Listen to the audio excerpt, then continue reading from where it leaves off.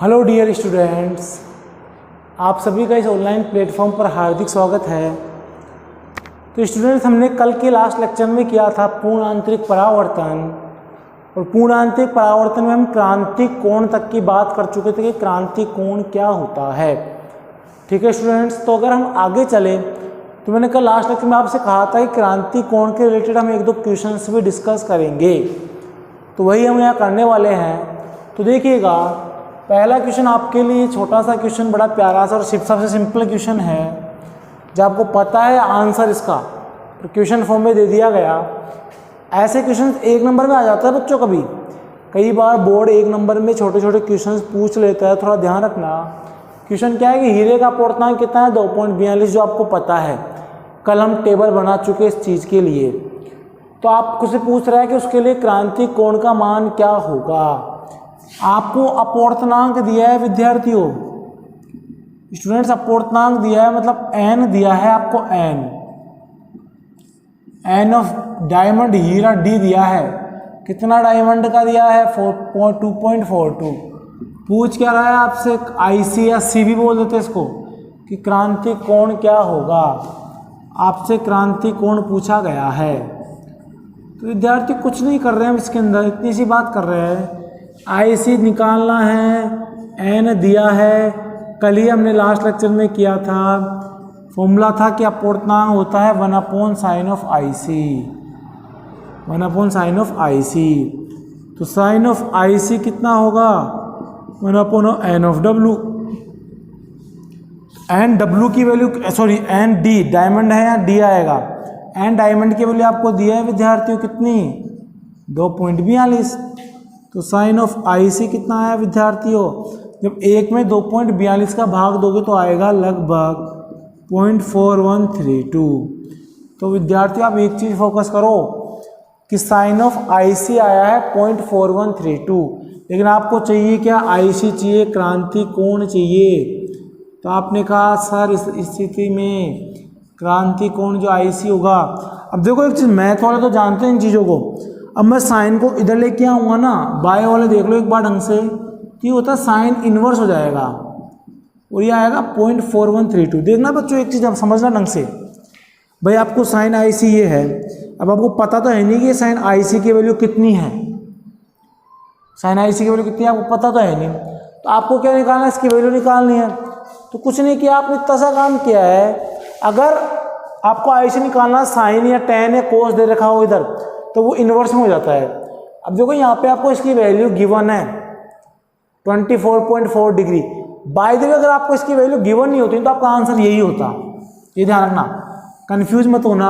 अगर आपको इसकी वैल्यू गिवन नहीं होगी तो आपका आंसर यही होगा, क्योंकि इसकी वैल्यू आपको याद नहीं रह सकती कभी भी। क्वेश्चन देगा इसकी वैल्यू आपको, ये ध्यान रखिएगा।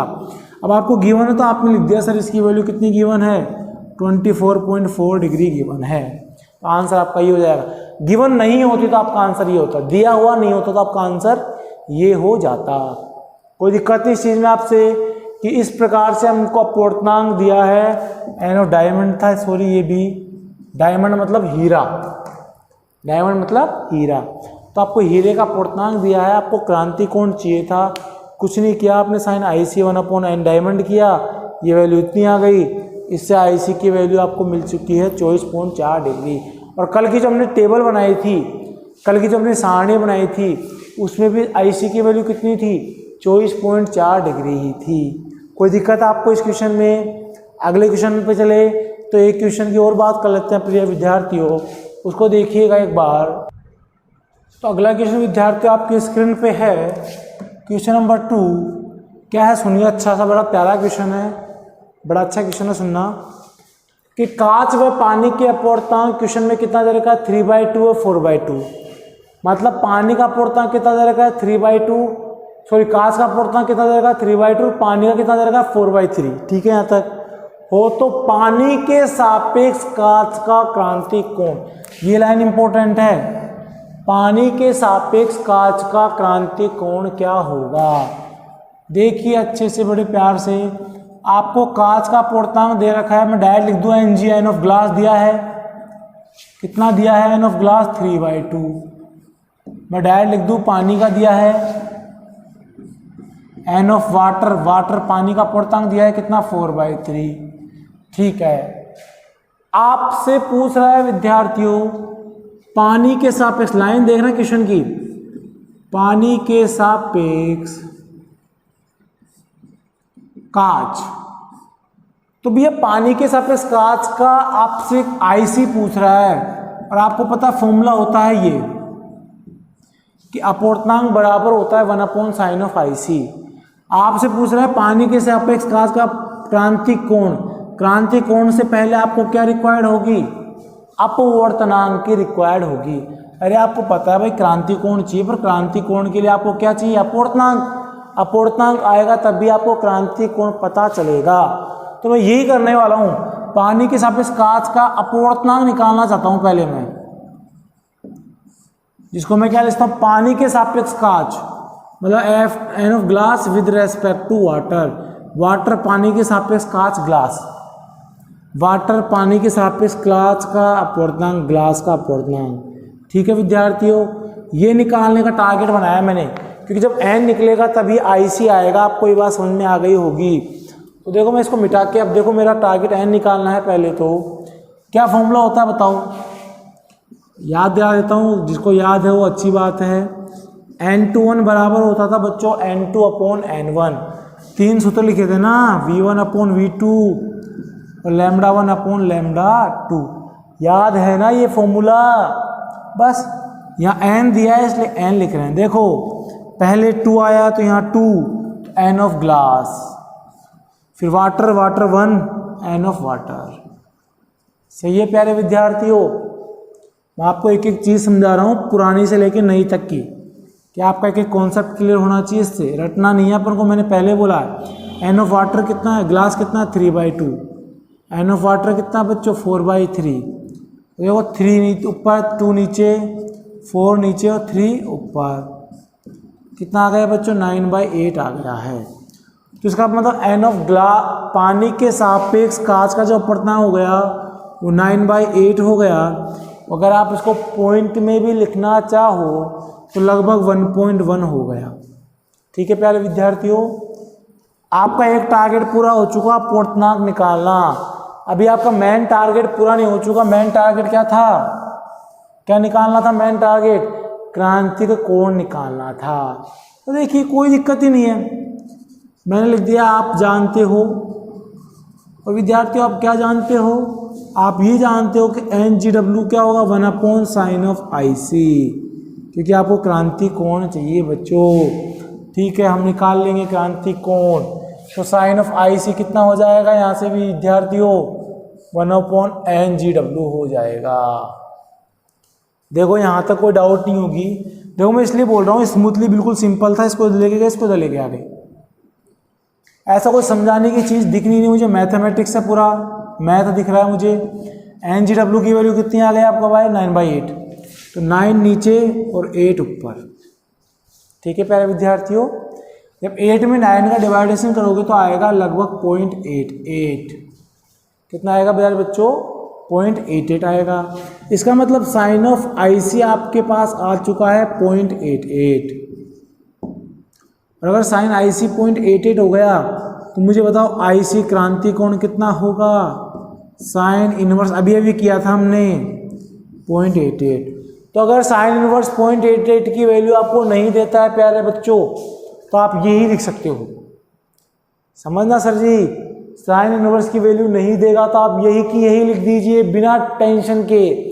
लेकिन क्वेश्चन में पहले ही दे रखा है मैंने, तो आप लिख दोगे सर इसकी वैल्यू कितनी आ जाएगी, 62.7 डिग्री आ जाएगी, क्योंकि यहाँ साइन इनवर्स गिवन है। कितना गिवन है, 62.7 डिग्री।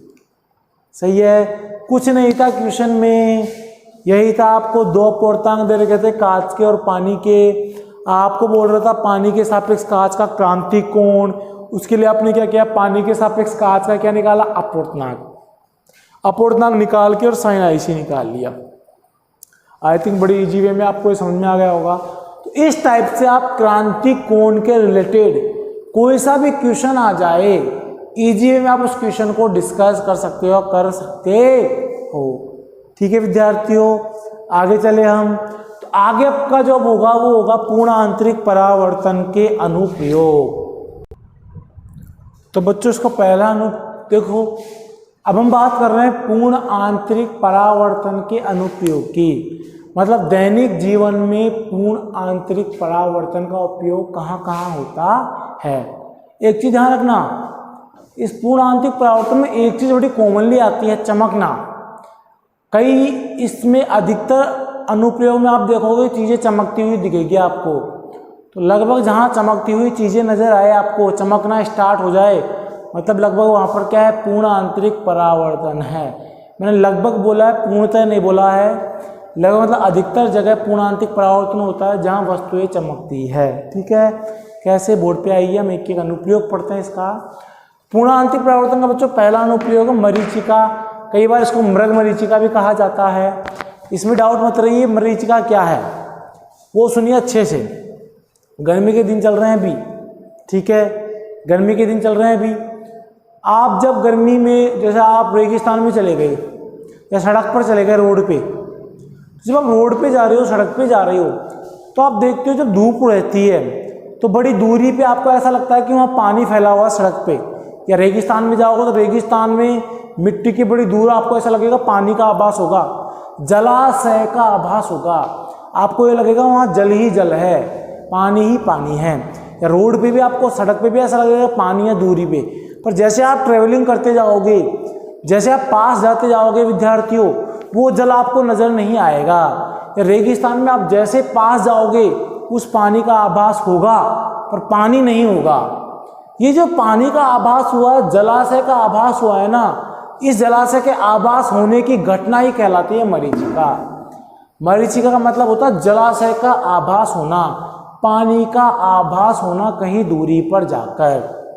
ठीक है विद्यार्थियों, अब समझना क्या है ये मरीचिका, कुछ नहीं, छोटी सी बात। अच्छा, मैंने मेन पॉइंट बता दिया आपको, कहीं दूरी पर जलाशय का आभास होना रेगिस्तान में या गर्मी के दिनों में, वही होती है मरीचिका। अब देखो कैसे होता है जलाशय का आभास, उस डायग्राम को मैं पहले इधर दिखा रहा हूँ, रफली देखना एक बार विद्यार्थियों।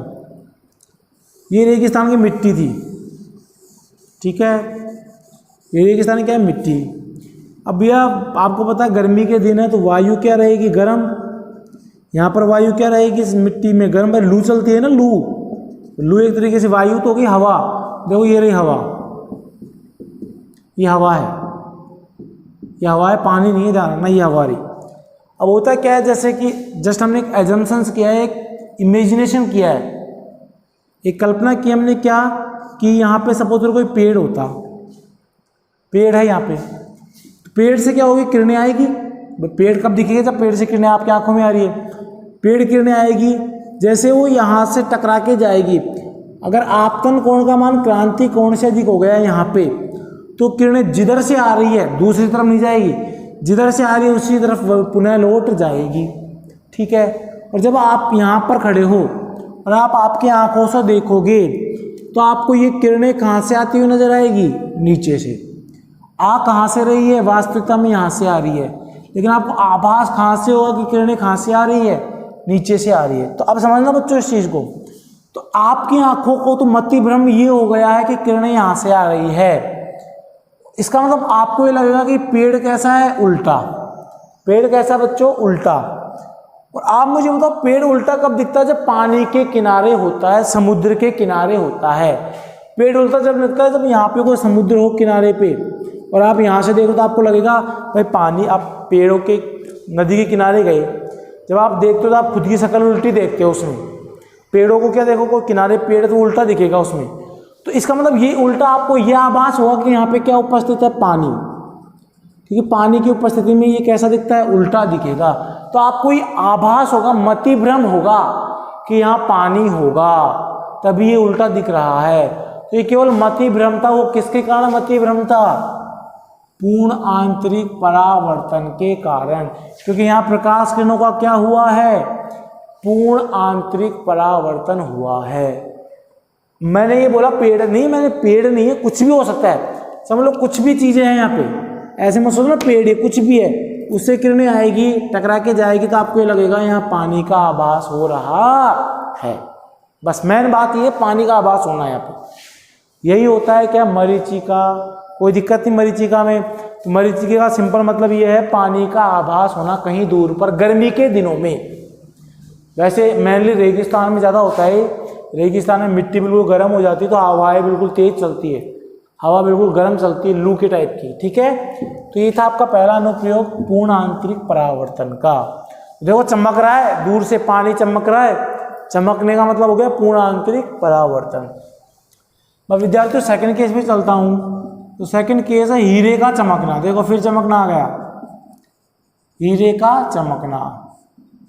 तो भैया आपको हीरा चमकीला दिखता है, ऐसा लगता है भैया ये हीरा बिल्कुल चमक रहा है, चमकीला है, मतलब चमक हीरे से ही आ रही है। जबकि वास्तविकता में होता क्या है, वहां पे पूर्ण आंतरिक परावर्तन होता है। कैसे होता है वो पूर्ण आंतरिक परावर्तन, वो देखिए विद्यार्थियों। देखो हीरे के चमकने में क्या होता है आपको पता है, हीरे का पूर्णांक होता है लगभग 2.42। अभी हमने क्वेश्चन भी किया था। और हीरे का क्रांति कोण होता है लगभग 24.4 डिग्री। अभी हमने क्वेश्चन किया था। तो विद्यार्थियों आपको पता, देखो एक चीज समझना, पानी का पूर्णांक 1.33, कांच का लगभग 1.45 के आसपास। तो हीरे का पूर्णांक इतना ज्यादा है, मतलब हीरा ज्यादा सघन माध्यम है बजाय अदर माध्यमों के, और इसका क्रांति कोण ये है। तो अब एक चीज समझना विद्यार्थियों, हीरे का पूर्णांक इतना ज्यादा होता है तो हीरे की बनावट कुछ इस टाइप से की जाती है।